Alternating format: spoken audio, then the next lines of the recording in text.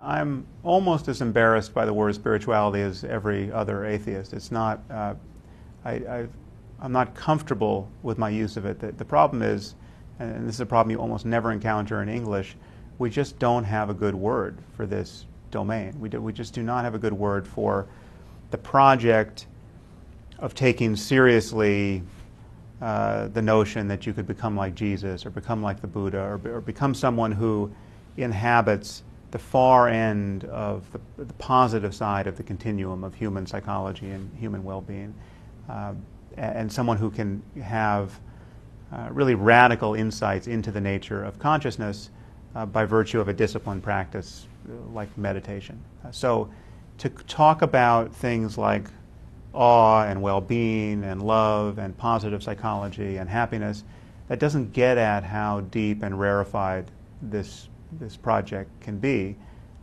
It also doesn't link it to the traditional context in which people have pursued similar projects. So there is a point of contact between what I'm talking about and what a Tibetan Lama is doing in a cave for 5 years. I mean, it's very explicit. Most of these teachings come out of traditions like Buddhism. So while I argue that we have to get out of the religion business and the doctrines that have framed most people's discussion of these experiences are unwarranted, as I've always said, there is no alternative term for the efforts that people can make through meditation or some other means to really transform their consciousness and have insight into its intrinsic selfless nature.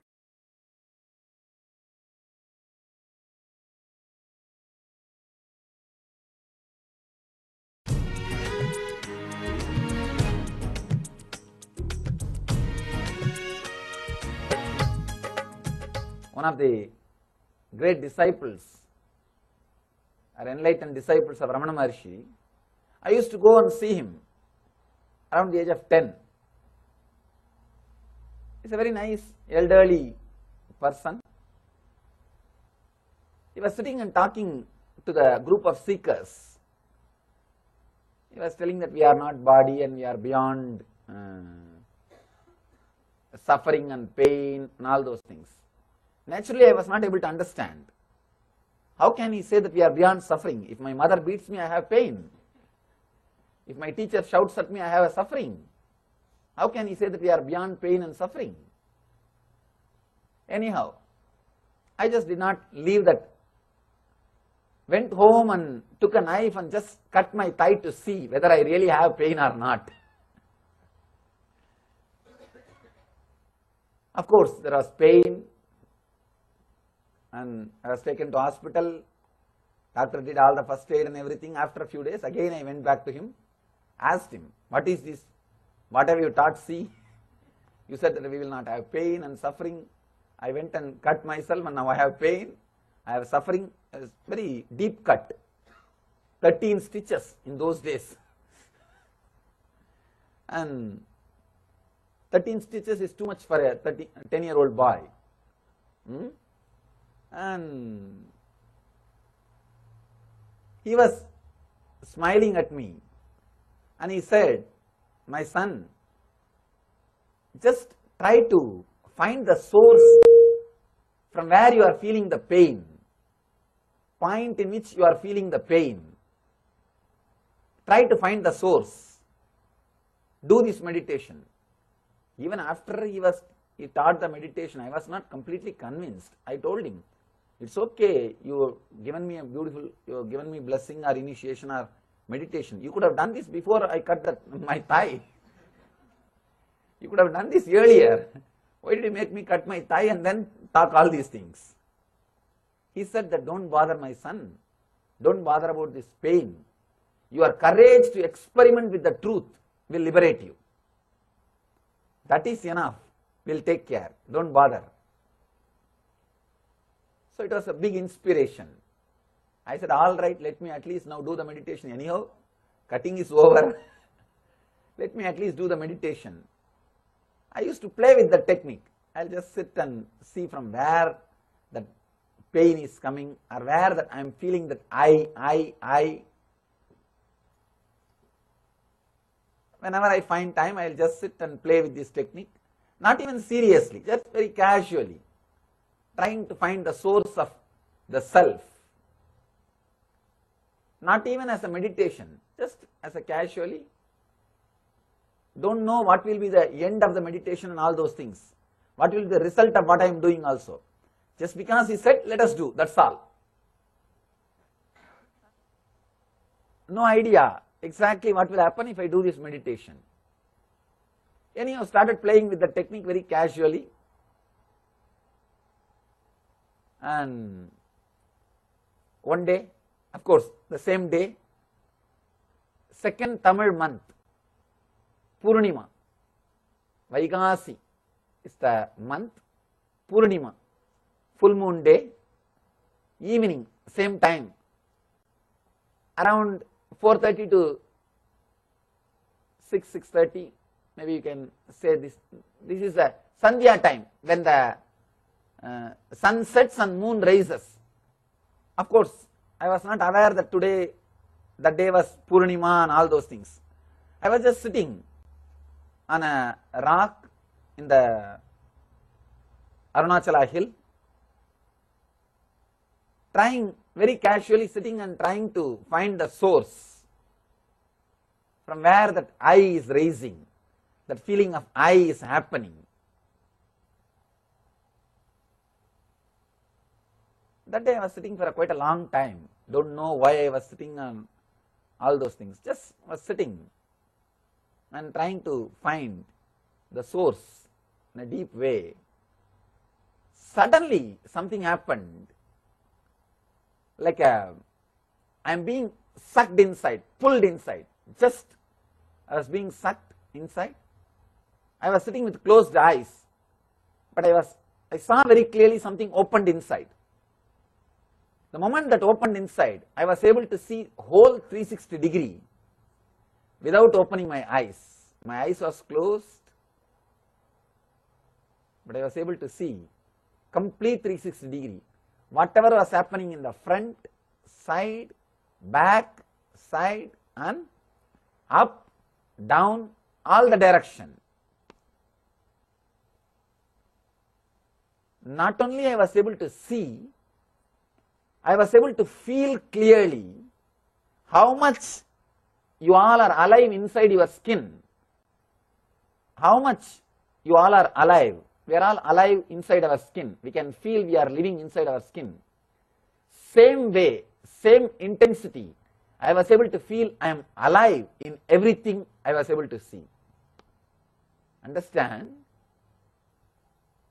I was able to see the whole thing, whatever was around me, the plants, rock, tree, everything. And I was able to feel that I am alive in everything. How I feel, how you all feel you are alive inside your body, same way I felt alive with the whole cosmos, with the whole existence.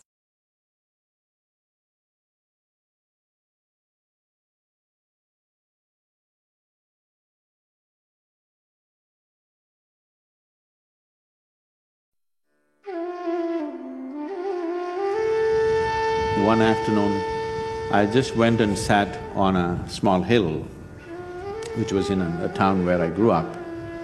Till that moment, I always thought, this is me and that's somebody else. I had no issue with that somebody else, but that is somebody, this is me. For the first time, I did not know which is me and which is not me. What was me was just spread all over the place. I thought this madness lasted for 5–10 minutes, but when I came back to my normal ways of being, 4.5 hours had passed. I'm sitting right there, fully conscious, eyes open. I sat there around 3 o'clock in the afternoon, it's 7:30 in the evening, sun has set, and I thought it's only 10 minutes, but 4.5 hours had passed. For the first time in my adult life, tears were flowing to a point where my shirt is completely wet. Me and tears were impossible, I'm like this. I've always been happy, that's never been an issue for me. I was successful with what I was doing, I was young and no problems. I was fine. but I'm bursting with another kind of ecstasy which is indescribable. Every cell in my body is just bursting with ecstasy. I had no words. When I shook my head and tried to ask my skeptical mind, okay, what's happening to me? The only thing that my mind could tell me was, maybe you're going off your rocker. I didn't care what it was, but I didn't want to lose it, because this is the most beautiful thing that I had ever touched, and I had never imagined that a human being could ever feel like this within himself. So when I went to my closest friends and said, see, something is happening to me like this, as I'm talking, tears would flow, and people would say, did you drink something? Did you pop something? What did you do? I knew there was no point talking to anybody, because if I just look at the sky, tears will come, if I look at a tree, tears will come, if I close my eyes, tears will come. I'm just bursting. In 6 weeks' time, everything about me changed so dramatically. And I just lost the sense of time. The next time this happened was very significant because there were people around me. I went and sat with my family at the dinner table. I actually thought it's 2 minutes, but 7 hours had gone by. I'm sitting right there, fully alert, but I have no sense of time. This happened many times. One day I'm just sitting in my farm, and I thought I sat there for about 25–30 minutes, but I have sat there for 13 days. By then a crowd has gathered, India being what it is, there are huge garlands all around me. Somebody is asking how to run his business, somebody wants to know when his daughters will get married. All the nonsense I hated just happening around me. And I actually thought it's only 25–30 minutes, but these people saying 13 days, he's sitting, he's in samadhi, he's this, that. I had not even heard these words. I grew up on, European philosophy, Camus, Kafka, Dostoevsky. You read that stuff in America? Huh?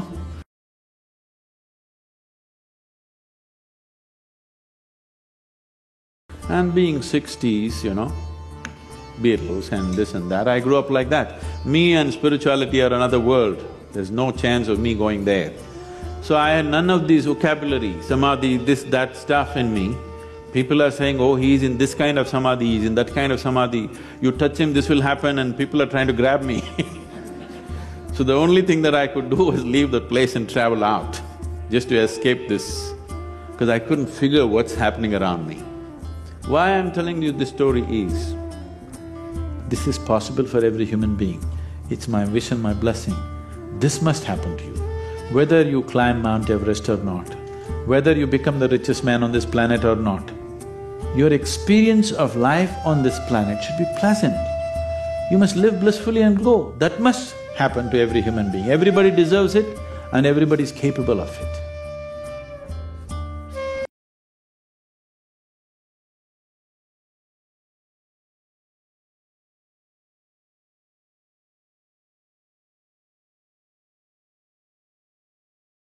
I'd had what a lot of people would call spiritual or mystical experiences from the time I can remember.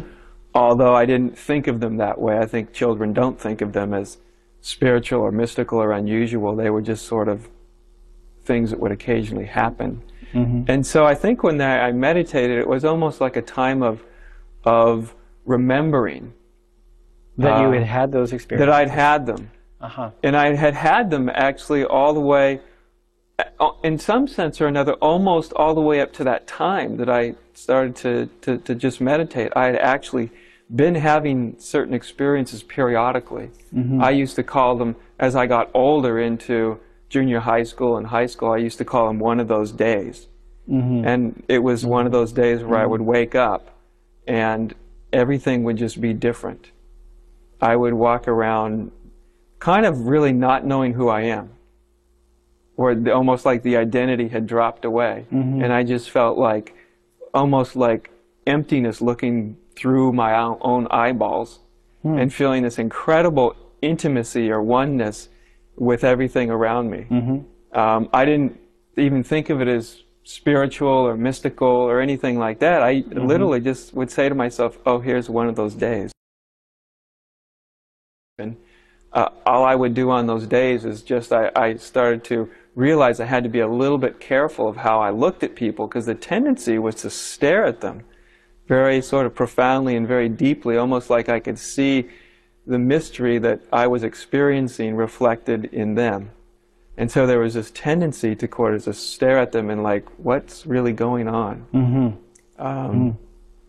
So it was very interesting. And that was kind of, I think that kind of got stimulated in a whole new way when I started to meditate. And then there was this day where you were sitting, trying to calm your mind down. And what happened? Well, the first time when I was 25, it was my first opening. Yes. And strangely enough, for the 5 or 6 years before that, I had had this intuition, very clear intuition, that I was going to die at 25 years old. And I thought it was going to be physical death. What else could you assume? Yes. The strange thing is, again, in retrospect, it never concerned me whatsoever. It was like a piece of information that was given to me, and my mind made nothing out of it. It was just like a fact.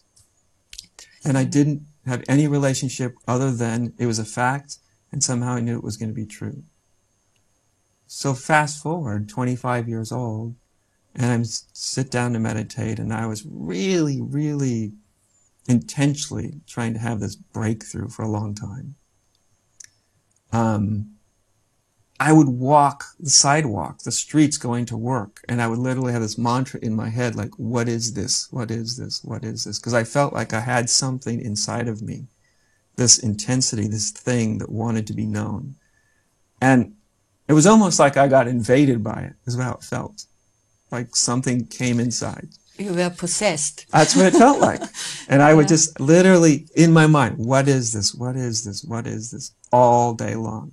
And I used to think, I wonder what day I'll actually have some sort of psychotic break or psychological breakdown, because I knew that I couldn't sustain that intensity indefinitely. So I used to think about that. So anyway, one day I have this real intensity, and I sit down to meditate, and I just have this feeling of, this is it. I'm really going to somehow do it. And I sat down, it was like all my will just focused. Within a couple of minutes, I focused like I'd never focused. And right at that moment, I had an insight, which was, I can't do this. Yeah. It wasn't a great insight. It was like complete defeat. Just utter, devastating defeat. Like, not only can I not do this, this will never happen. I'm defeated. And as soon as I had that sense, I'm defeated, I cannot do this. This immense sort of opening. So when you happened. said, I cannot do that anymore, meaning the meditation. The whole thing. The whole thing. The spiritual search, the enlightenment, the whole project. I just met like this wall that I've been pushing and pushing and pushing on. Yeah. And I was defeated by it. Intellectually, emotionally, physically even, energetically, I was just completely defeated. So. And as soon as I was defeated, in the next instant, it started out as an energetic thing. I guess they would call it nowadays a Kundalini experience. Do you know? And I felt this immense rush of energy and started breathing quite heavily, and my heart started to Were you on your own? I'm just sitting there meditating in my little meditation hut in my parents' backyard. Yeah. And having been an athlete, I knew what my maximum heart rate felt like. I knew what a heart rate of around 200 felt like. And my heart was beating way faster than that. And there was so much energy, the heart was beating, it felt like my heart was going to explode. I was breathing hard, and yet I'm sitting there meditating, you know. I can't move. And I just had a thought. This is going to kill me. And the next thought I had, when I knew it was going to kill me, the next thought I had was, if that's what it takes, let's get it over with. And it wasn't like a courageous thought.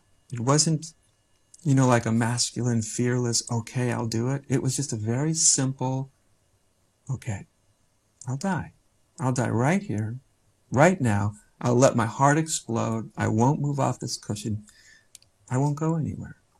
And I really thought I was going to die, 100%. As soon as I thought, okay, I'll die now, all of a sudden I was instantly in a different, I don't even know what to call it, different dimension. I wasn't aware of my body anymore. Absolute darkness, total infinity of black. And I wasn't even there anymore. It was just this infinite, open, sort of black space. And after a while, what I could feel is there was like these insights coming, almost being downloaded through the top of my head into my body. Yeah. Like a computer program was being downloaded. And what was the insights? Could you differentiate the information? I couldn't. They were coming like 100 a second. Just way too many for me to have any conscious, but I knew they were insights. Just like, if you can imagine ahas going off like a popcorn popper. Mm-hmm. But so quickly you couldn't stop to really recognize what you just realized. And so there was this downloading of almost like information and ahas. And then, then slowly, after some time, I don't know how long, I became more aware of my body. And the energy had settled.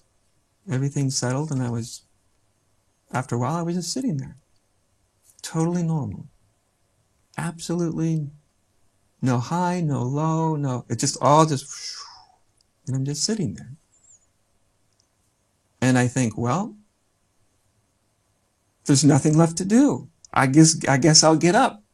And I got up, and You didn't have any afterthoughts? Not at that moment. What this blackness was? Not at that instant. It was just so, looking back, it's almost strange. I didn't have these, I just thought, well, I guess I'll get up, and I got up, and I turned, and I did the bows, and I bowed to my Buddha statue figure that I was always there with the incense lit, and I bowed down, and by the time I got my head back up, I was just laughing hysterically. And I just looked at that Buddha, and I thought, I've been chasing you for years. And I could see that which I had been chasing was this that was chasing it. Mm. I didn't have any more definition than that.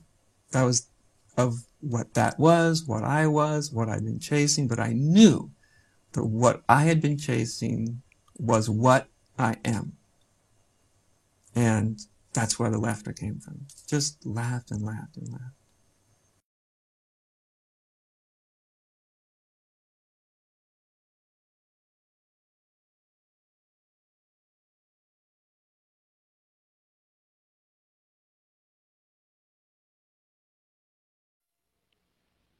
The light now continues to stream into my brain from all parts of the body, drawn through the spinal cord. It seems as if a subtle radiation about which science has no knowledge at this time is gathered by the nerves and brought into the central canal, where it flows like a stream into the cranium. And there it expands my consciousness to the same extent as happened on the very first day. What has been taught to me in the course of this long experience is that our body is really a temple, that the spirit in us wishes to manifest itself. But this manifestation cannot be possible until the body and the brain is brought to the necessary degree of perfection to allow this manifestation to occur. This degree of perfection includes the opening of a subtle and silent zone in the brain, and also the arousal of a power and the upflow of a radiant energy into the brain. With the arousal of this power, a stream of silvery energy rushes up the spine and reaches the brain, and it is this energy which causes the expansion of consciousness. In fact, the brain is now fed with a more powerful energy than before, many times more powerful, which causes it to become luminous and to create a luminosity all around it.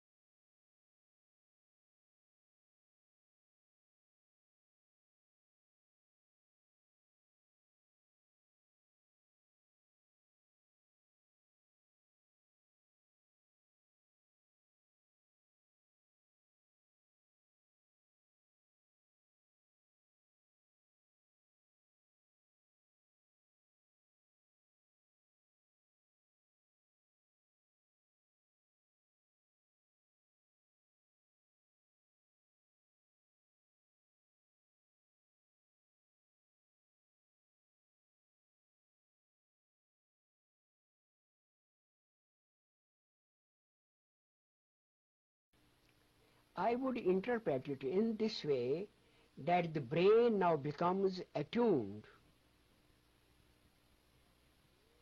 to be responsive to another plane of creation.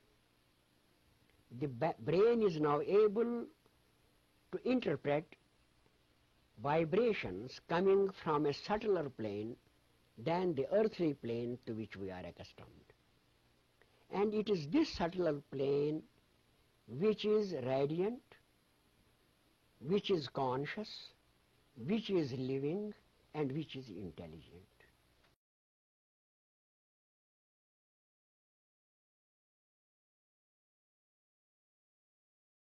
In other words, it means that with the opening of this center and the rising of this energy, man is now able to perceive the world of consciousness.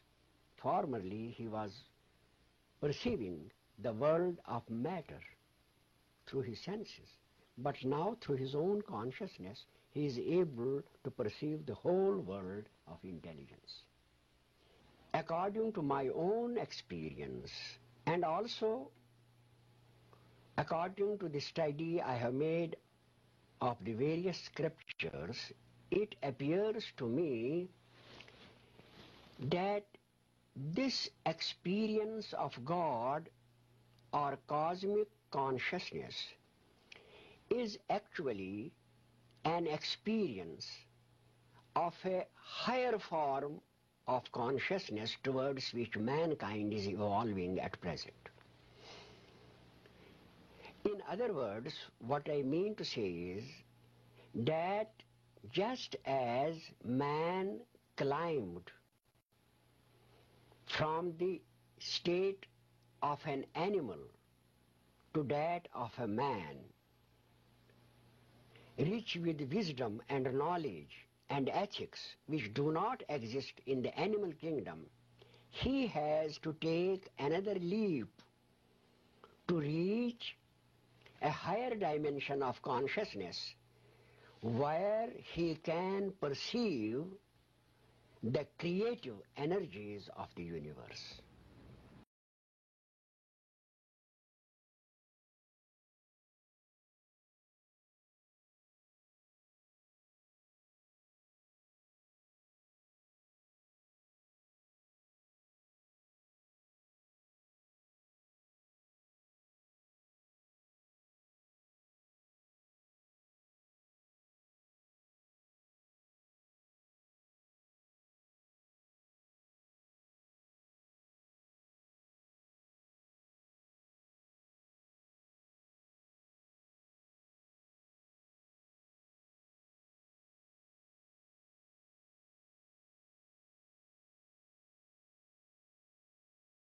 So make a note to review that dream journal and look at those dreams, and always look at them within a Kundalini context. What is the Shakti Kundalini telling me now? What is Shiva telling me now? What is Christ telling me now? What is Mary telling me now? What is Buddha telling me now? What is the red serpent energy communicating to me now? How should I sculpt my life, my Kundalini awakening life, around these teachings? Pay attention to these things. These are very, very real communications. I myself may come to you in your dream state. You may see Chrism coming to you, and, you know, in various description and disguise or clothing or attribute or characteristic. This is the Shakti using Chrism as a teacher to come to you in your dream state. Welcome this person. Even if, you know, the Chrism has glowing red eyes, which typically occurs around 4 a.m. if I'm still awake, you know, my eyes get kind of red. Or if there's a lot of incense blowing in my face. You know, regardless of the characteristic, pay attention to these dream teachings. They are real. They are applicable to your Kundalini situation. There is no such thing as just a dream anymore within the Kundalini awakening process.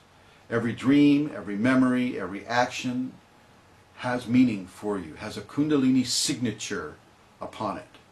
So know this, recognize this, and validate this in your life, day or night.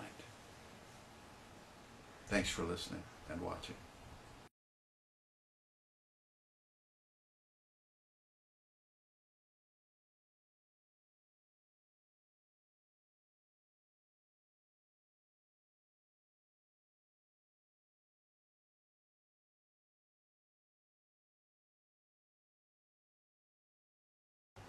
Realize that with the Kundalini awakening equation upon you, you are going to be different than the person standing next to you in the grocery store line.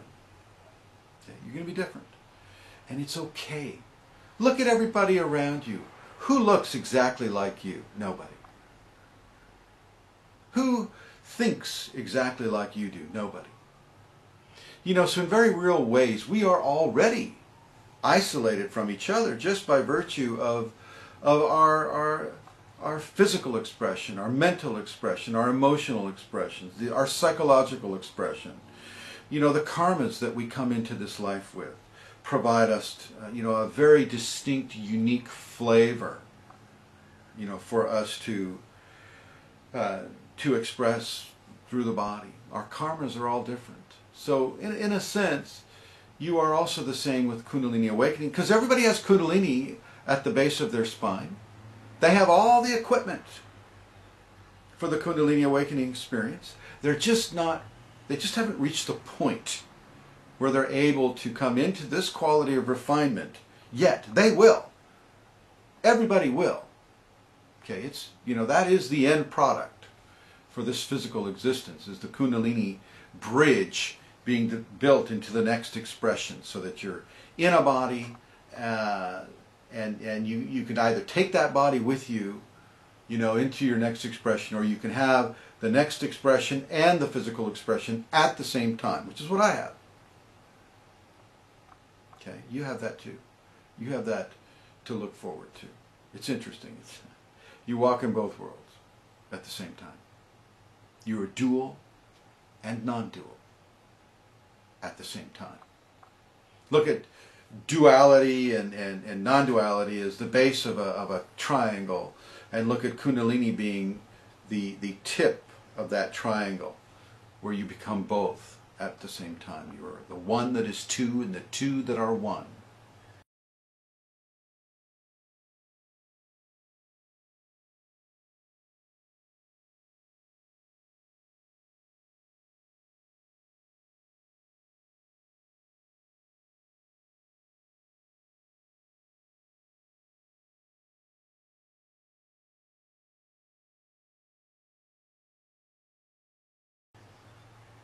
Okay?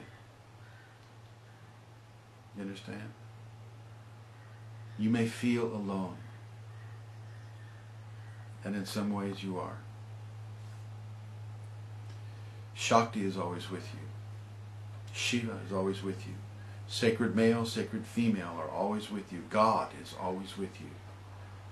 You have guidance from areas that you know not yet. But you will see them as your eyelids are slowly, gently removed from your spiritual eyesight.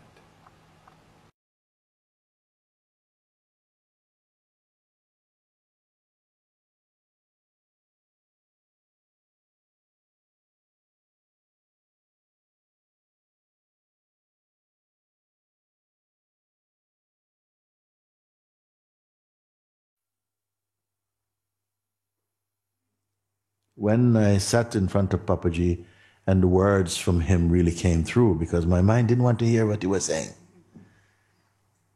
He was speaking and something inside was going,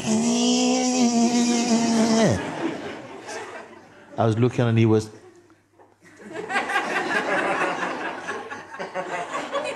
I could, because something was caught. And all my resistance, which I was not expecting, I thought I was well past that. Resistance. And I mean, outwardly I looked quite cool and everything. But inside was a riot. I was not enjoying it at all. Because mind doesn't want to hear. It's like the mind is...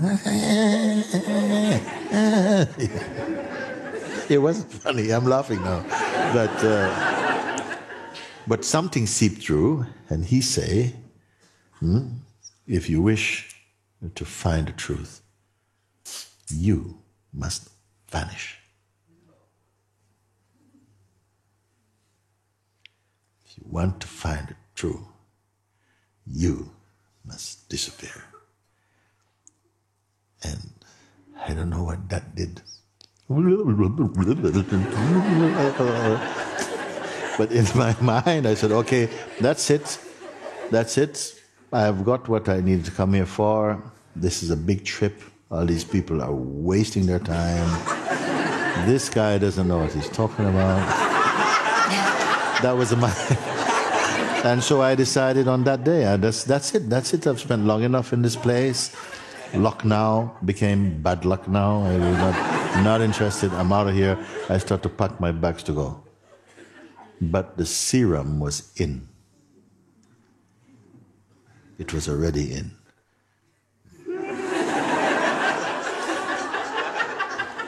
And in 1 second, something, everything I thought that my mind, the world my mind had made up, vanished in an instant.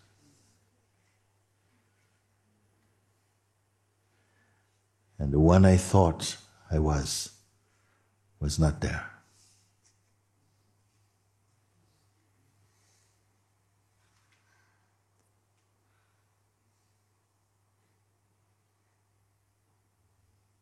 Who is up for that? See? Yes. So that was the offending article, the offending factor, you see. The one who is searching is in its own way. Master's grace slapped him out. In that moment, there was not, before that, there was no feeling of gratitude and so on, so on, so easy. It was like, you know, he made me feel ashamed. He exposed me in front of all these people and all of this. Me. But the serum was in. And it was only a question of time. Yes. The delusion couldn't stay. It was deeply unhappy. There was no compost for it to grow anymore. And in an instant, it is gone.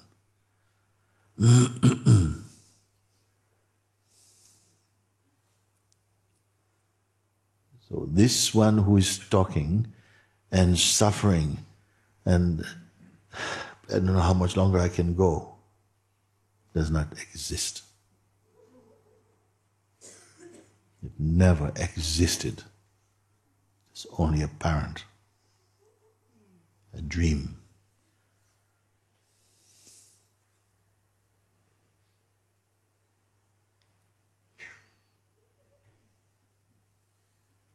You are here. You are, for sure. Beyond this dream,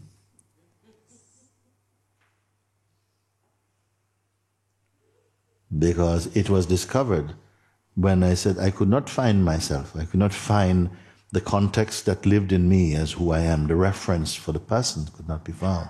Even though I was looking at my hand like this. But it was seen that there's nobody in them. I don't know if you understand what that means. You see, there was no feeling of who it is. And yet,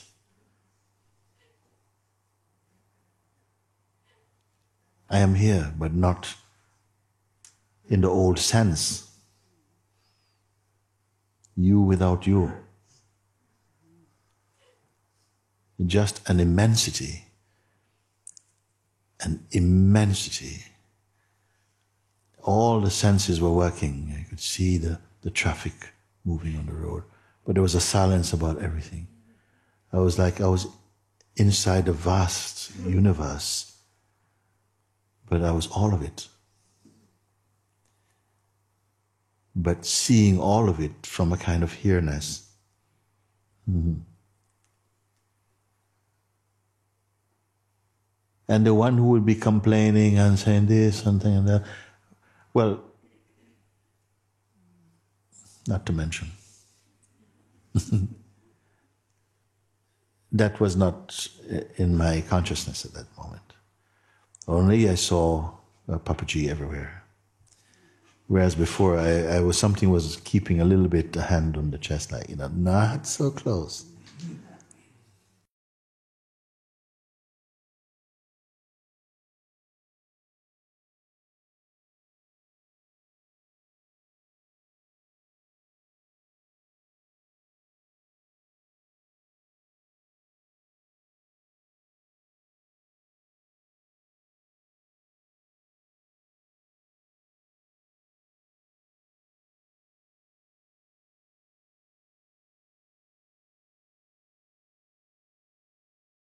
I returned to my meditation. It felt really good and natural to keep my eyes pointed here, close my eyes, and then turn my eyes within. And there started coming in light where I was focusing. There was starting to come in a trickle of light, and I had to split the session where I was asked, "Do you want this?" And I'm very curious. I'm a very, very curious person. So, yeah, of course. What is this? What's happening within me? I don't know. So I said yes. And as I did so, I basically felt as if my whole forehead, like if there was a great eyelid across my forehead, and I felt it opening up.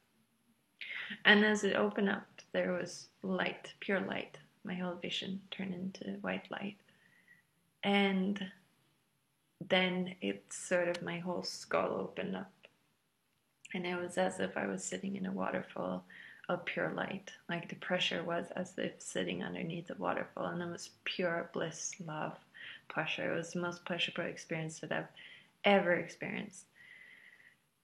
And I remember like looking down or feeling down into my body, and it was pure energy. And I was more alive than I've ever experienced. I knew I was eternal.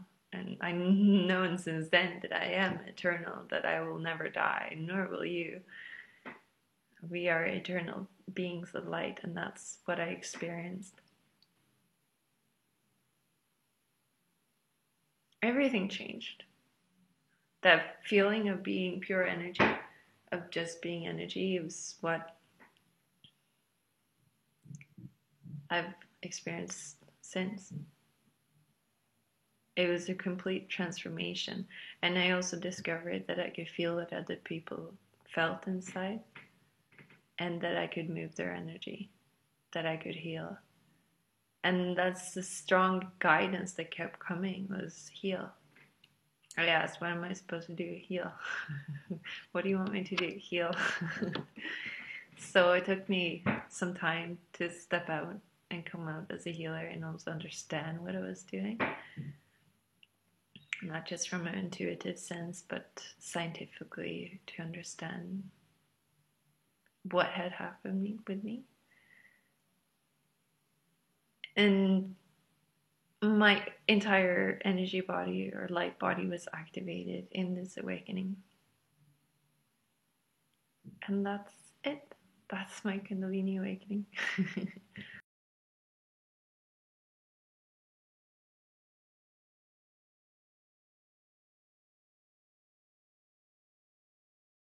So I will begin with relating some of my spiritual experiences in order to give you an idea of my development. Spiritual experiences.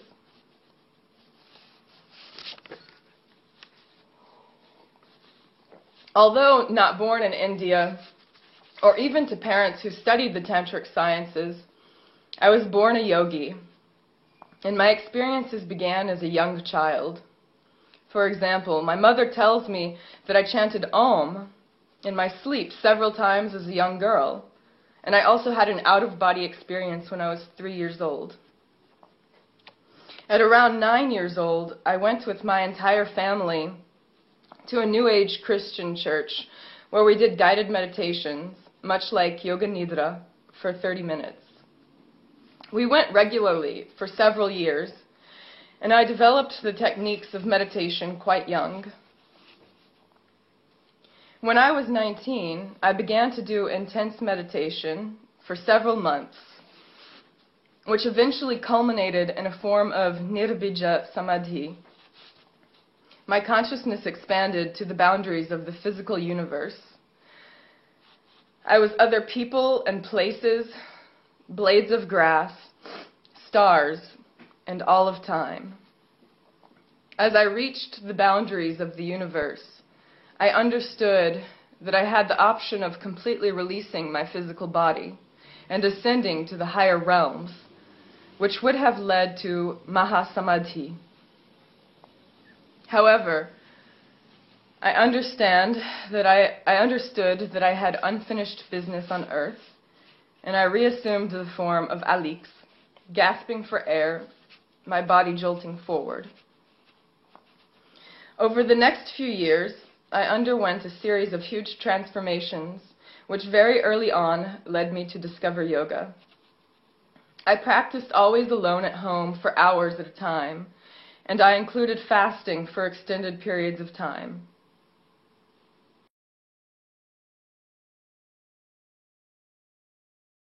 And I was just playing with this really fascinating state of consciousness. Before I could really figure out what to do, I came back in the body and began to feel the energy subsiding, but I knew something had changed. I knew that something very profound had taken place, and that this was the beginning of something new.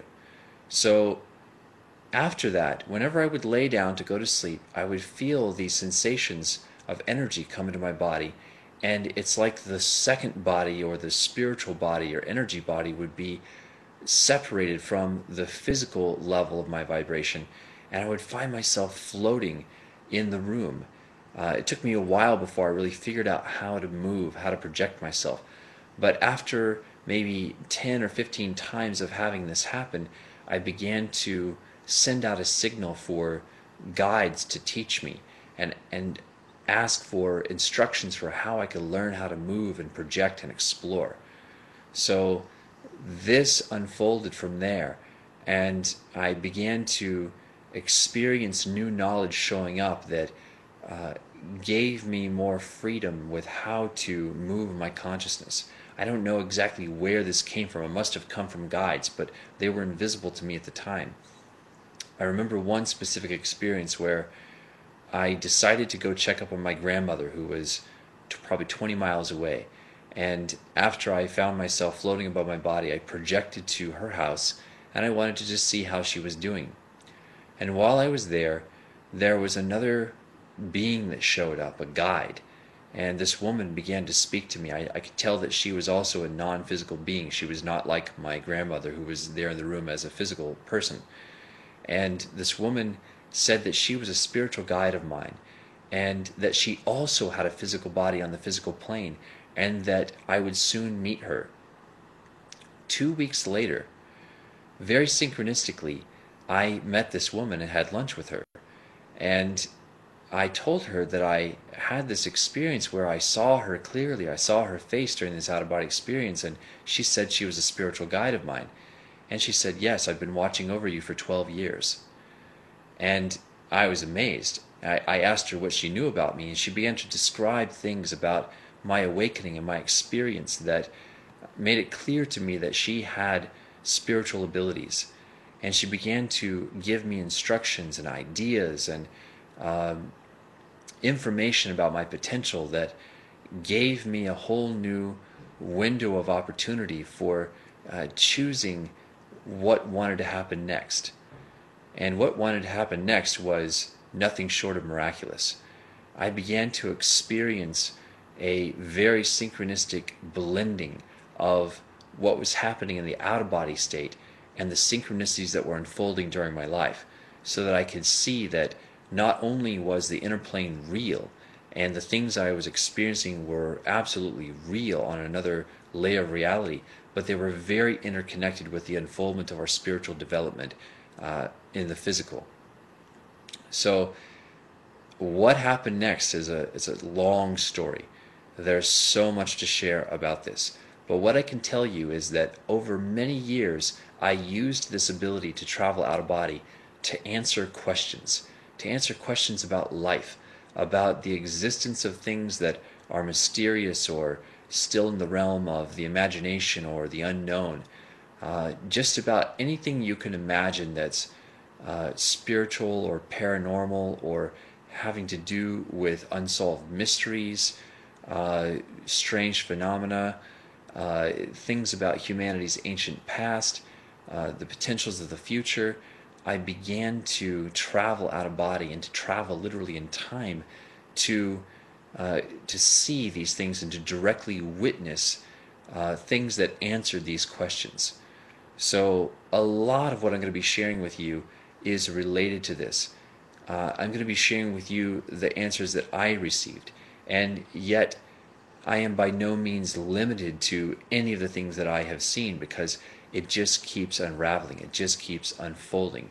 whatever we think that we know, whatever we see in any given moment, whatever formulates our big picture, is just a stepping stone to something even more vast.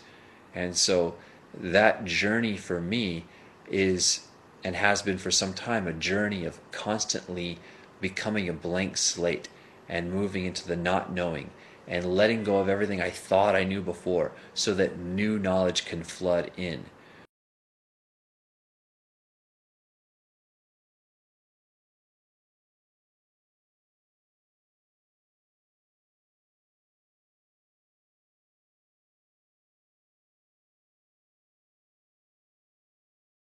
Go ahead. What is God? Okay, so a lot of people think God is, quite in the biblical sense, a guy sitting up on a cloud who controls the universe, frankly, and has created all life. But my definition of God is not like that. I don't believe God is a person or entity. God is just another form of energy. Well, actually is energy. Himself, well, not even himself, itself. Before, when we were talking about infinity and different universes, and so we've kind of identified God. God is energy, right? All the energy in the universe, that's God. It's not a guy in the sky, it's energy. Energy isn't something that you just have. Energy is all and can't be. Not all the energy in the universe, it's energy. Energy happens to consume the entire universe and every other parallel dimension or universe that can ever exist in our dimensional reality.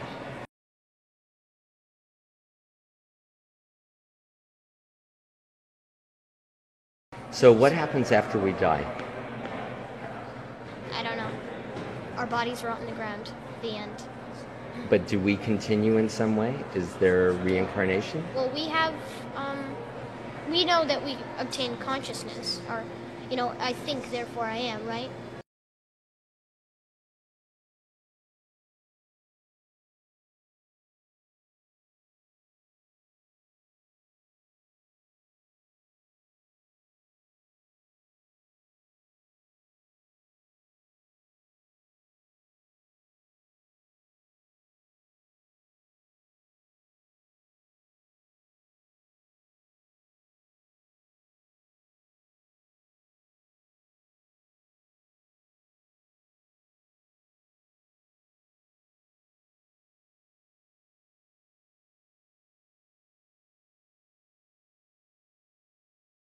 I think, therefore I am, right?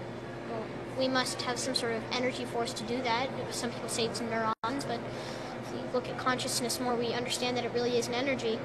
And energy cannot be created nor destroyed.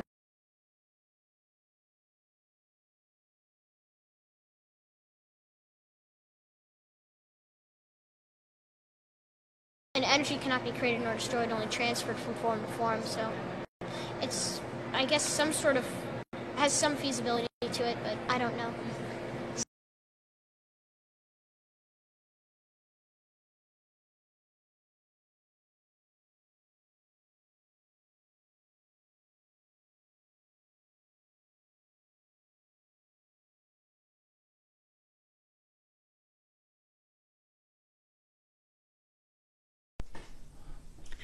Let's take an example.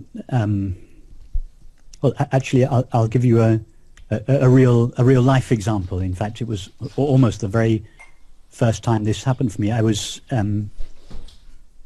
sitting in with Francis in his home in Northern California then, and we were having a conversation about non-duality, and I don't remember exactly what it was. And I remember at the time hearing a dog barking, and it was a distant sound of a dog, and immediately a thought came up. That's the sound of a dog barking, and the dog is in the distance on the other side of the valley.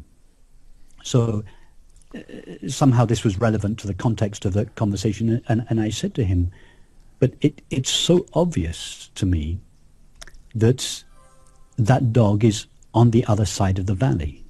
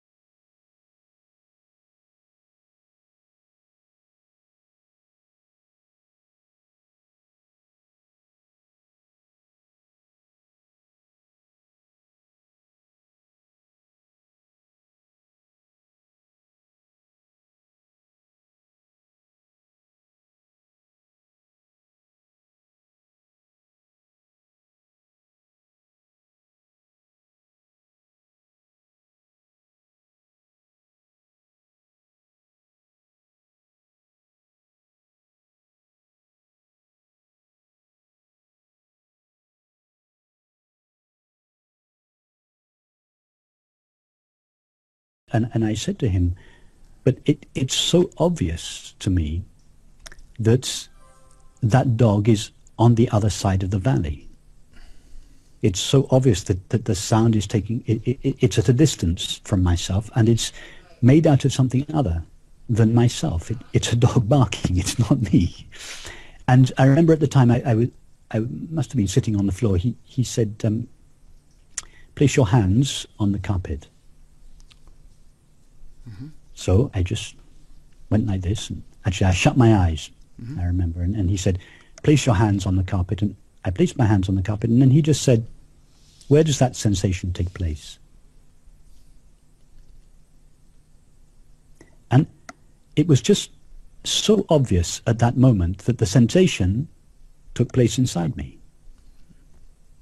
That the sensation was not at a distance from me, it wasn't made out of something other than myself. All that was present was the experience of sensing. Mm-hmm. And sensing takes place in me, not in me, a body and a mind, but in this open, empty, aware presence. And if I look inside that experience of sensing and find out what is there, what is it made of, awareness is the only substance present there.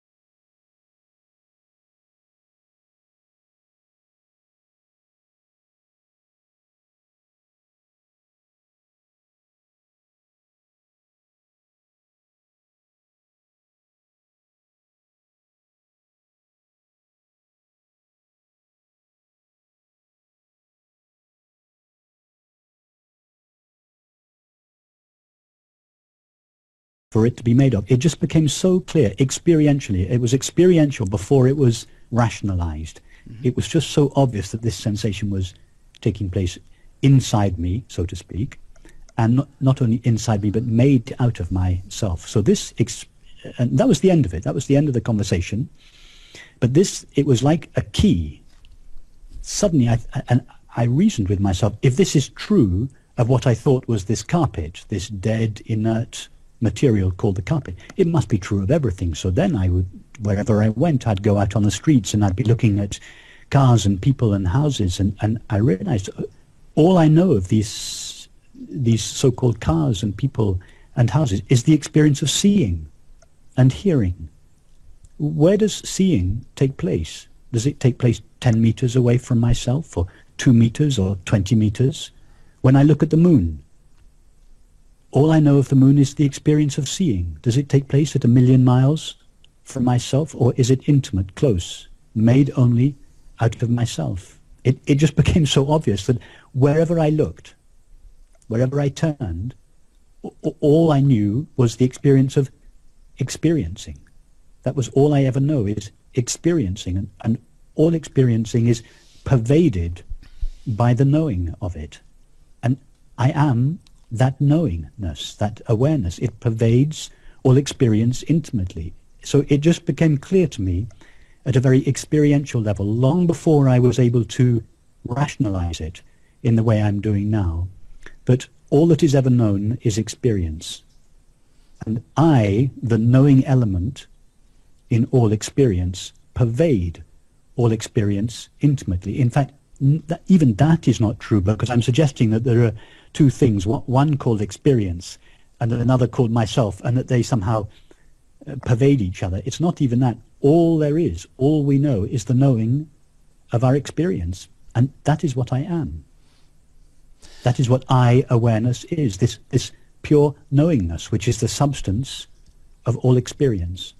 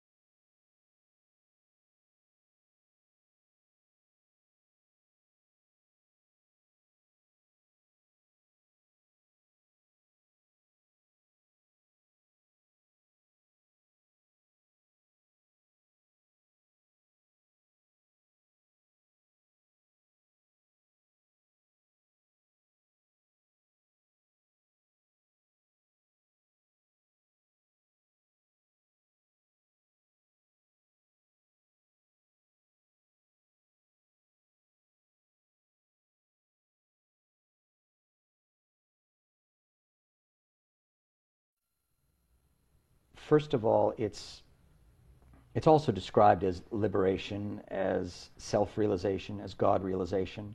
And there are some masters who say those are all different. So, but again, I don't want to get into all the headiness of all that. Let's just, for sake of ease, let's call them all the same. It's when you're in the full experience, knowingness, isness, which people call realization, though even many people think realization means intellect. But realization means realized as in you are living as it. You are living it, self, the isness of it. That there is the knowingness, the isness in every cell of my being, that I and my Creator are one, that I am not separate, never was, and never will be again. That I'm created in God's image, and I am all that God is, I am. And I also describe enlightenment as the dissolution of the self. Every cell that is occupied by the self is one less cell that can be occupied by God. So all within us that is selfish, and I mean that in the highest sense, focused on the self, wants, needs, desires, well, let's say wants and desires, that's all focused on the self, which is empirically selfish. So every cell that is occupied by the self is one less cell that can be occupied by God.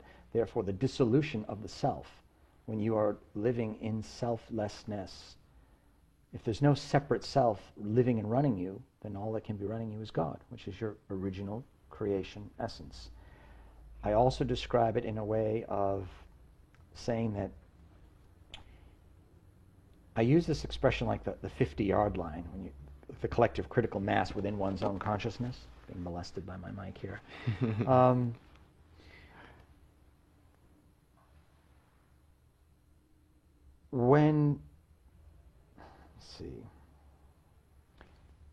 Ones who are living in the experience of separation from God, in the realm of duality or separation, more than 50% of their consciousness is fear-based. This is the easiest way I can describe liberation, and the most clear, which means because the critical mass of an individual's consciousness is anchored and rooted in fear, there is a gravity of fear that holds one in fear. Now, even ones who are living in that experience can have moments of bliss, very extended, if they receive darshan or shaktipat or have an epiphany or have an encounter with a being, or even just in the dream time or in meditation or through sacred breathing, or all the many ways they happen. People can have moments of bliss, moments of that, what people call the oneness. I was everything, I knew everything, I was God. And at some point, it's going to end, because the critical mass of that person's consciousness is fear-based. And the gravity called fear pulls that person back in, and they're in fear again, even though they may not think it or call it fear. One who is liberated, the critical mass, anywhere from 50 plus decimal point up to 100%, that life, that consciousness on earth is anchored in unconditional love. Now, this is what's interesting. Enlightened people can still get angry, still have fears, can still have initiations, and do.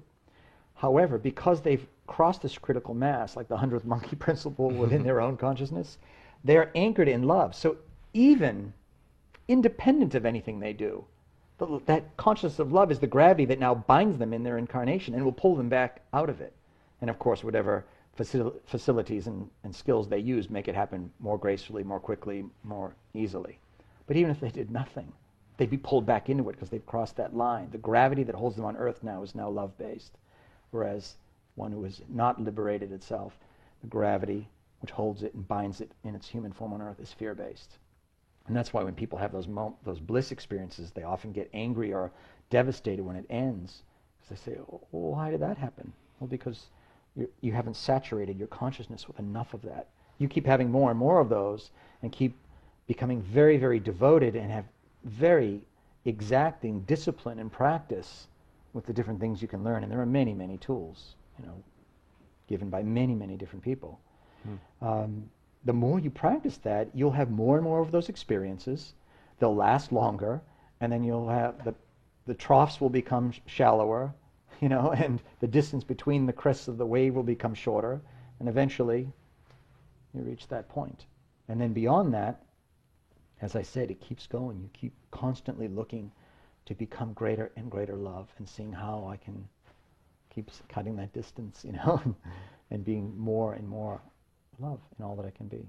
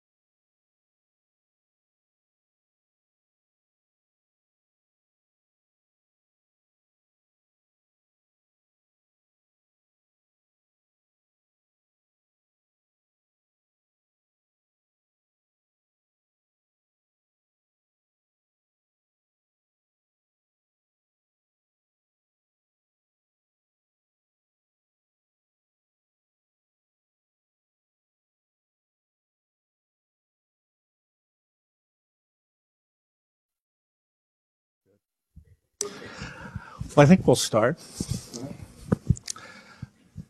So Έκkhart and I had a wonderful pre-talk conversation. One of the things we were talking about was, one of the things I was saying I was interested in is what happens in people's lives that lead to changes or transformations.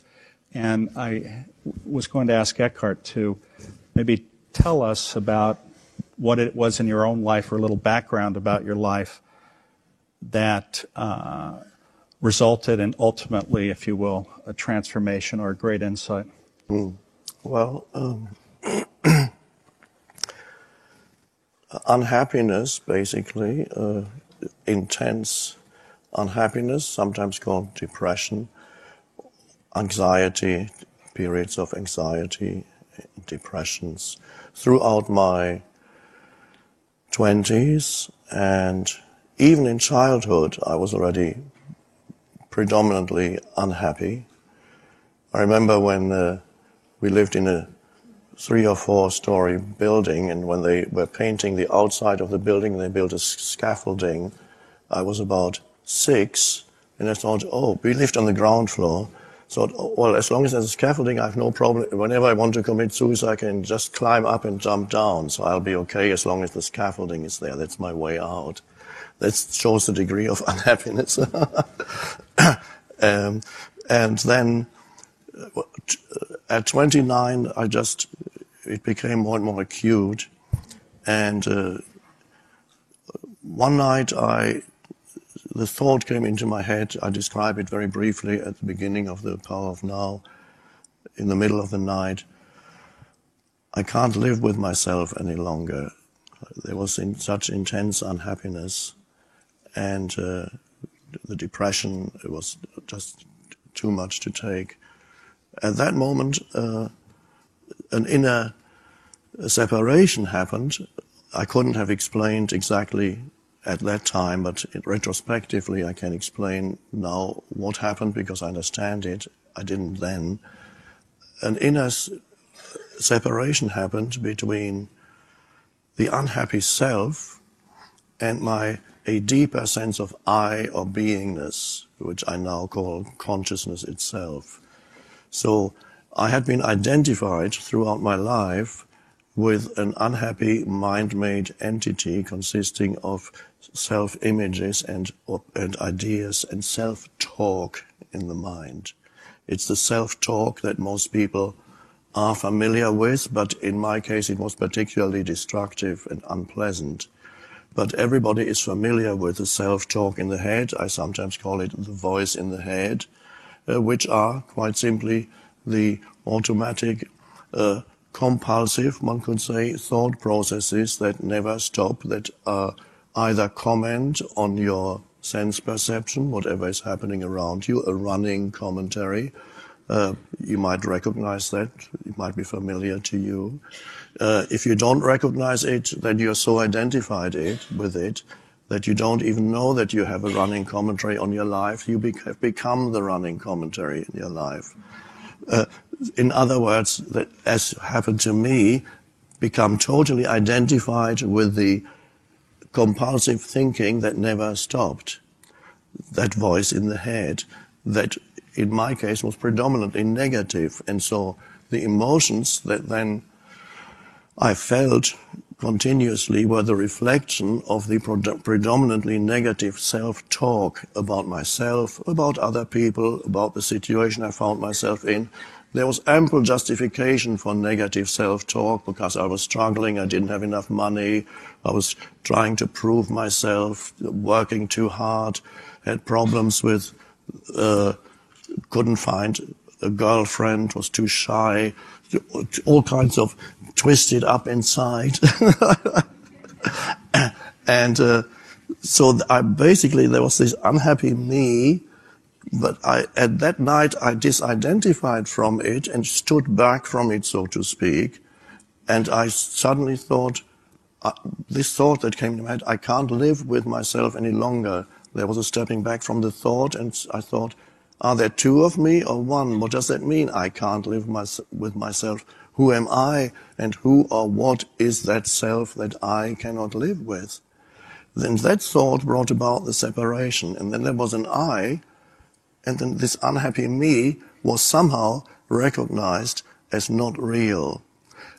But at that time I couldn't have explained it. It was this very strange experience. All I can say is the next morning I woke up feeling totally at peace.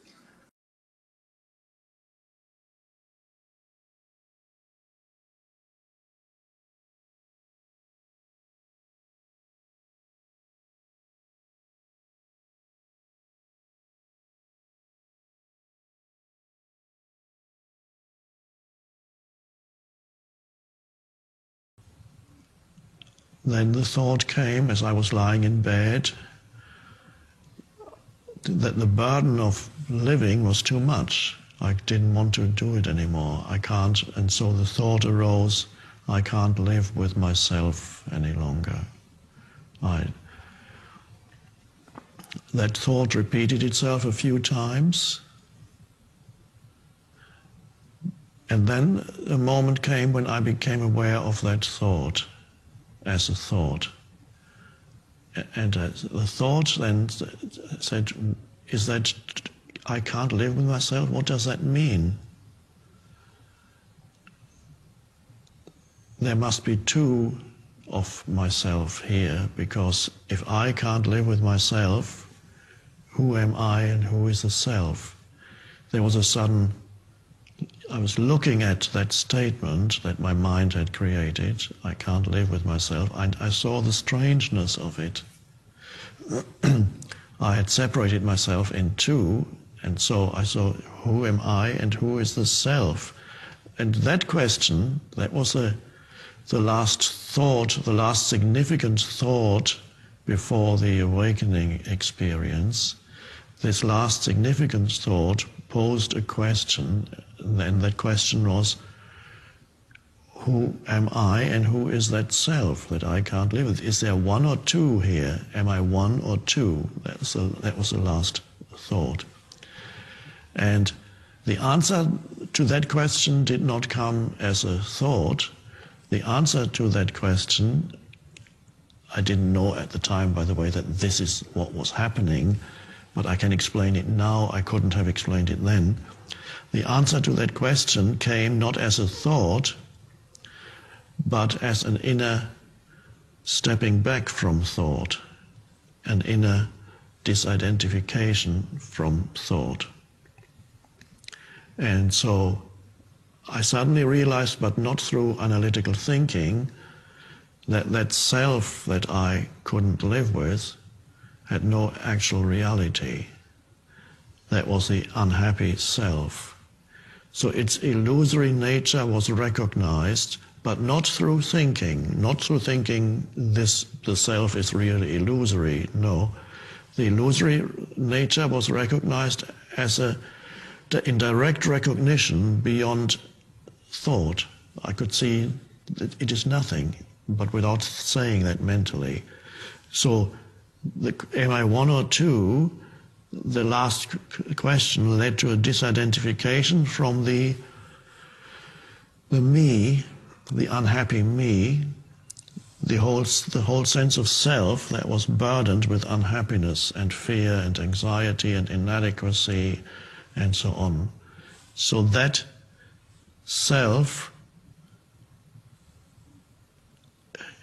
kind of dissolved, that because I must have withdrawn completely my identification with it. So I stepped out of the mind-created self, and what remained was myself as consciousness, but not as the unhappy me. And so the unhappy me began to get shaky, and then something happened to it. It must have, in its final stages, I think there was I felt almost disappearing into some black hole, because it was a kind of death experience. It was the death of the unhappy me. And so the perception of that, it wasn't so much visual as more like a feeling that I was disappearing into some hole. And there was still some fear left there, anxiety of what's happening to me. And then, but I heard a voice, again, not as an audible voice, but more as a realization, don't resist, or resist nothing, I think it said. And so I just let go, and then a kind of void opened, but not a visual one. And I don't remember much else. I must have gone to sleep soon after that. So there was am I one or two was the question that arose. I can't live with myself. That question brought about an inner separation between the mind-created self and the consciousness that had identified with it, that was fueling it. So the consciousness that had created this dream-like figure or self stepped out of it. And so I realized, yes, I was two, the self and I, but only one was real. And so the consciousness that I am was real, and the unreal was no longer being sustained by my identification with it. I'm explaining it now, but I couldn't have explained it then. It just happened. It took several years, I don't know how many, maybe at least 7 or 8 years before I could have explained it in the way in which I'm explaining it now. And the next morning I awoke. At first I didn't even remember what happened in the night. So my eyes opened, and the first impression was of everything being fresh and new around me. Or it was the old familiar room. Everything felt alive. Everything was amazing. And even simple objects, their very presence was lovely to look at. The light coming through the curtains, I knew it was alive. And most important of all, it's a deep sense of peace inside. So I was looking at everything through the peace. And I thought, wow, it's wonderful. And I picked some things up and looked as if I'd been born into this world for the first time. And of course I can give an additional explanation now, which I couldn't have done then. I wasn't bringing the past into my sense perceptions. There was just the sense perception without the labeling of the sense perception. There was just a peaceful background to it. And I wasn't calling it anything. It wasn't the old familiar objects in the room, because the old familiar self wasn't there anymore. There was only consciousness there, a field of consciousness.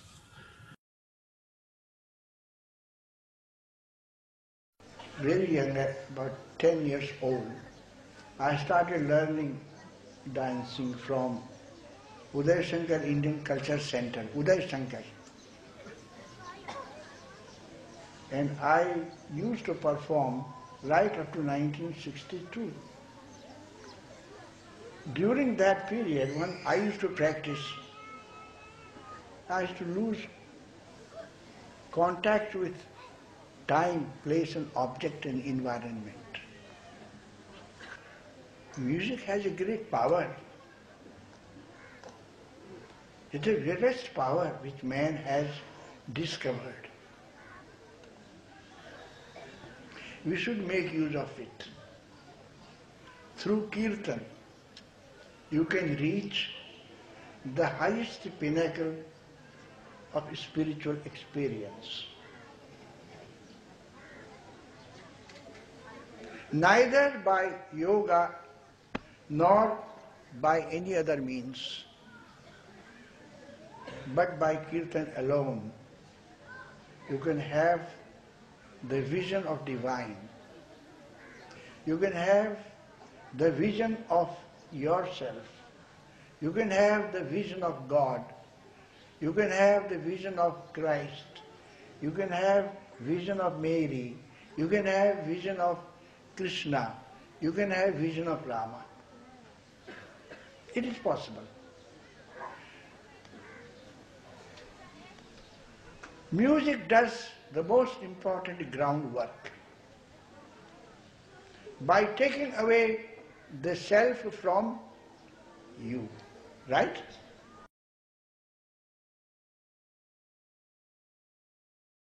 Just waking, opening my eyes, looking around the room, and everything seemed fresh and new.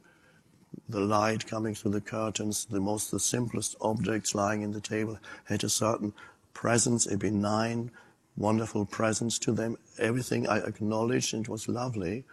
And there was this underlying peace. And I said, what is this? And then I was living in London at the time. I got on a bus, even going through central London on a bus. Everything seemed so peaceful. All the people running around the city, everything was so peaceful. I said, this is so strange. And then I bought a notebook and I started a diary, and I started with this first entry was, I don't know what happened to me, but it's something weird. I just have to write this down in case I lose it again. But somehow it stayed with me. It didn't, the intensity had variations in it of the piece, but basically there was always, since then, always some piece in the background of my life. So that was a shift in consciousness. And much later, when I started to investigate other spiritual traditions, Buddhism and mystical Christianity, Gnosticism, Sufism, Zen Buddhism, also the great Hindu teachers, gradually I began to understand that what happened to me, they call awakening or spiritual awakening. And so the understanding wasn't there. There was just the experience of it at first.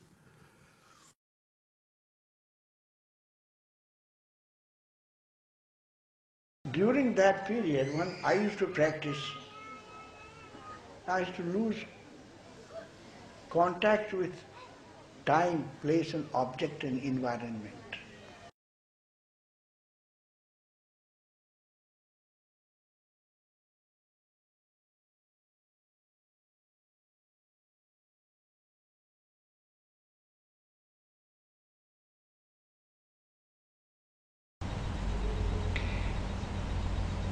Και αυτή η ανάληψη προς τα πάνω είναι η έκρηξη της αντιβαρύτητας μέσα σου.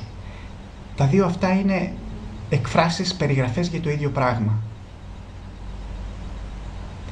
Αυτό που βίωσα λοιπόν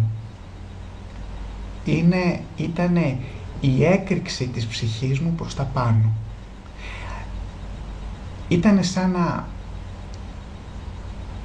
ακυρώθηκε, μάλλον σαν να αντιστράφηκε η βαρύτητα και σαν να άνοιξε, ας πούμε, όπως ανοίγει η γη και σε καταπίνει, ξαφνικά γίνεται ένας σεισμός, ανοίγει η γη και σε καταπίνει, λέμε έτσι, και πέφτεις.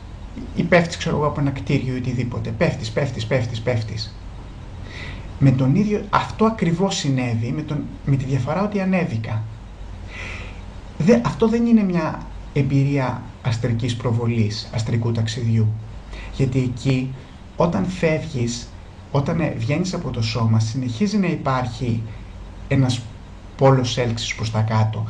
Ανεβαίνεις μεν προς τα πάνω, αλλά αργά. Δεν ανεβαίνεις σαν να πέφτεις προς τα πάνω, με όλη τη δύναμη της βαρύτητας. Δεν σε τραβάει το πάνω όπως σε τραβάει το κάτω όταν, ας πούμε, πέσεις από ένα κτίριο κάτω. Αυτή είναι η διαφορά, ότι απλώς επιπλέεις στον αέρα και ανεβαίνεις σιγά σιγά. Ενώ στην εμπειρία που διηγούμε, πέφτεις προς τα πάνω με τρομακτική ταχύτητα. Κατ' ουσίαν μετατρέπεσαι σε φως, μετατρέπεσαι σε μια ενέργεια η οποία διατρέχει το σύμπαν με τη ταχύτητα της σκέψης, πηγαίνοντας κατακόρυφα προς τα πάνω. Προς τα πάνω δεν είναι μεταφορά, είναι κυριολεξία. Ανεβαίνεις προς τα πάνω.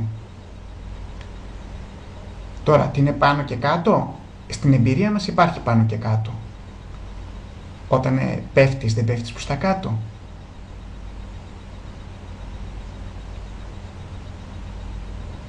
Όταν φύγεις από το πεδίο της βαρύτητας, όταν φύγεις από το πεδίο έλξης της βαρύτητας, τότε μπορείς να πεις πια ότι δεν υπάρχει πάνω και κάτω για σένα. Αλλά μέχρι τότε, μέχρι να νικήσεις τη βαρύτητα, υπάρχει βαρύτητα και αντιβαρύτητα. Λοιπόν, αυτό που έζησε είναι η αντιβαρύτητα. Και συνέχισα να διατρέχω έτσι το σύμπαν και καθώς το διέτρεχα ήμουν το σύμπαν. Ήμουν ένα με το σύμπαν. Ήμουν η ενέργεια του σύμπαντος, η οποία εξεράγει.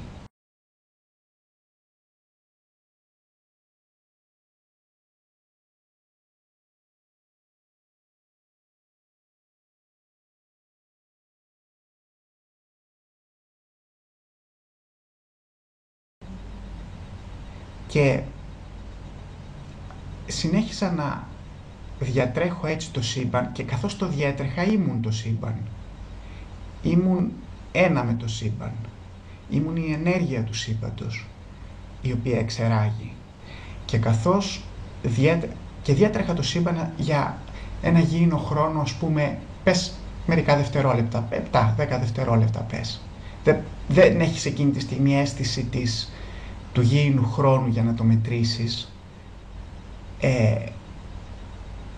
Γιατί εκείνη τη στιγμή ο νους σου μετράει αιώνες. Δηλαδή καθώς τρέχεις μες στο σύμπαν, κινείσαι συγχρόνως και στον χρόνο.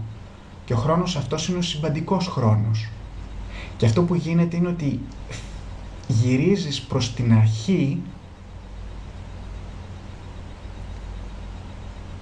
της ύπαρξης, της δημιουργίας του σύμπαντος.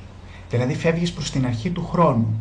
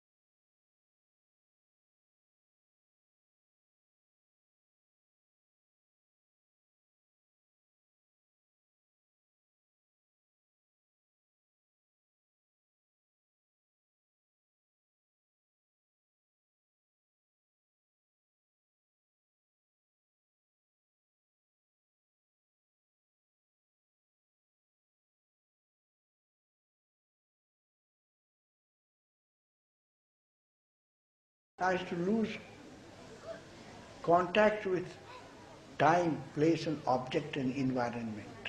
I'm just bursting. In 6 weeks' time, everything about me changed so dramatically. And I just lost the sense of time. I actually thought it's 2 minutes, but 7 hours had gone by. I'm sitting right there, fully alert, but I have no sense of time. I was looking at my hand like this, but it was seen that there's nobody in them. I don't know if you understand what that means. You see, there was no feeling of who it is. So this one who is talking and suffering, and I don't know how much longer I can go, does not exist. It never existed. It's only apparent. A dream. I had been identified throughout my life with an unhappy mind-made entity consisting of self-images and ideas and self-talk in the mind. Self kind of dissolved, that because I must have withdrawn completely my identification with it. So I stepped out of the mind-created self, and what remained was myself as consciousness, but not as the unhappy me. And so the unhappy me began to get shaky, and then something happened to it. It must have, in its final stages, I think there was I felt almost disappearing into some black hole, because it was a kind of death experience. It was the death of the unhappy me. And so the perception of that, it wasn't so much visual as more like a feeling that I was disappearing into some hole. And there was still some fear left there, anxiety of what's happening to me. And then, but I heard a voice, again, not as an audible voice, but more as a realization, don't resist, or resist nothing, I think it said. And so I just let go, and then a kind of void opened. And I really thought I was going to die, 100%. As soon as I thought, okay, I'll die now, all of a sudden I was instantly in a different, I don't even know what to call it, different dimension. I wasn't aware of my body anymore, absolute darkness, total infinity of black. And I wasn't even there anymore. He say, if you wish to find the truth, you must vanish. If you want to find the truth, you must disappear. And in 1 second, something, everything I thought that my mind, the world my mind had made up, vanished in an instant.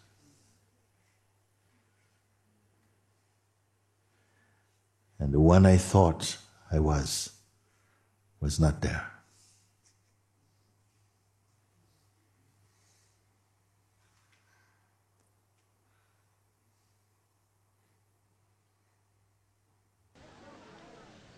By taking away the self from you, right?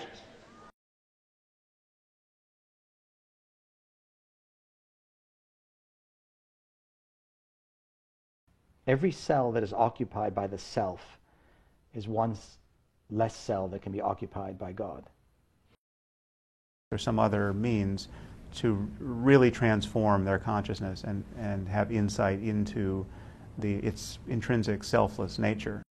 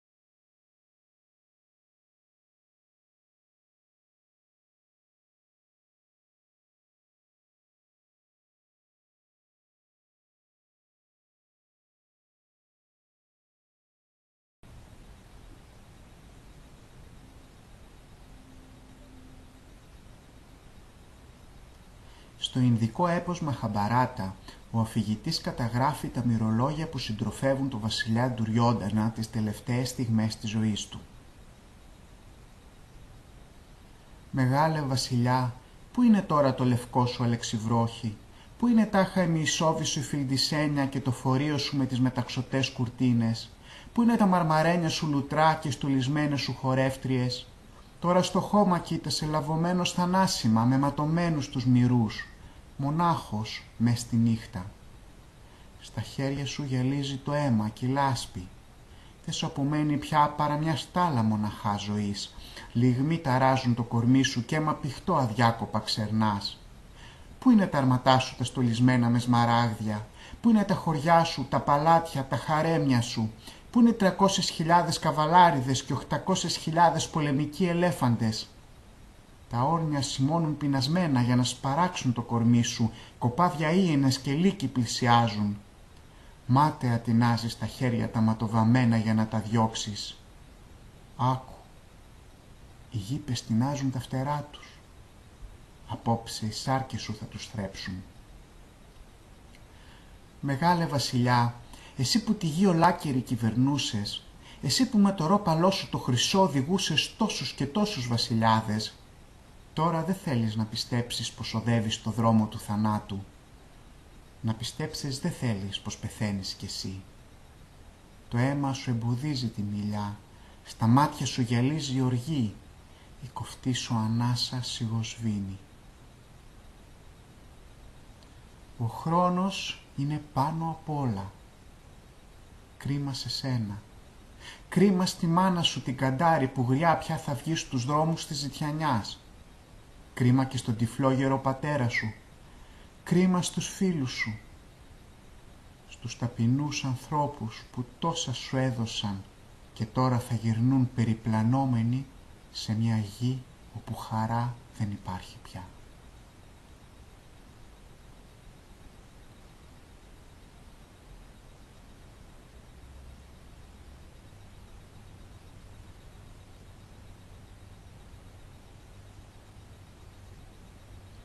Ο αφηγητής, βλέποντας το βαθύ πόνο των γυναικών που ψάχνουν μέσα στους χιλιάδες νεκρούς για τους δικούς τους άντρες, μιλά για το μυστήριο του θανάτου.